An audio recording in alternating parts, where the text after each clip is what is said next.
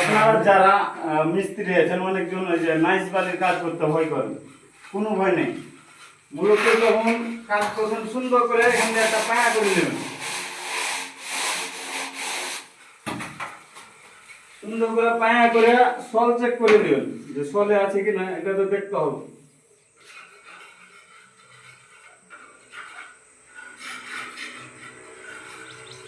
আমার যেমন সলে ঠিক আছে,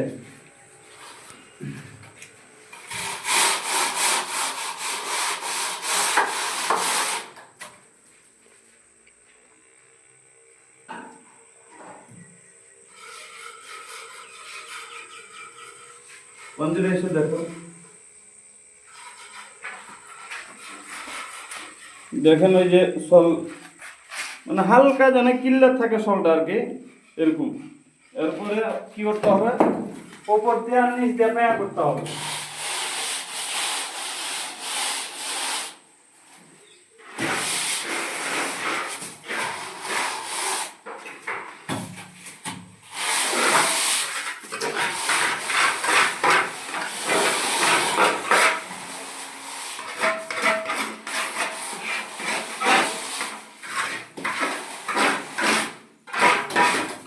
মনে করেন ইঞ্জিনিয়ার চেক দিলেন, ইঞ্জিনিয়ারকে চেক দিলে তো আপনার কাজটা 100% করতে হবে।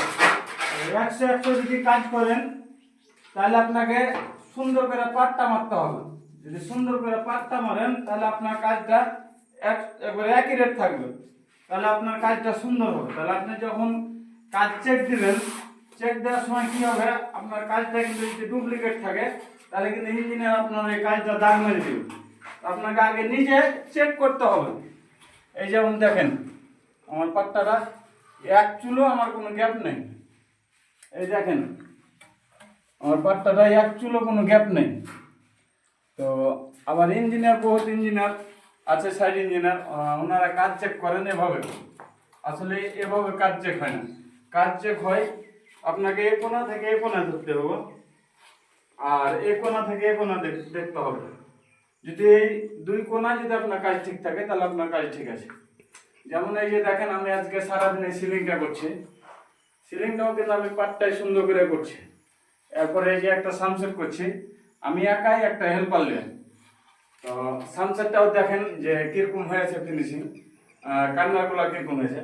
তো কাজ নিজের কাছে কাজ করার সময় অবশ্যই নিজের মানে খেয়াল রাখতে হবে। আমার নিজের কাজ যদি আমার নিজের কাছে ভালো লাগে তাহলে অন্যের কাছেও অবশ্যই ভালো লাগবে, আর আমার কাজ যদি আমার নিজের কাছে যদি ভালো না লাগে তাহলে অন্যের কাছে ভালো লাগবে না।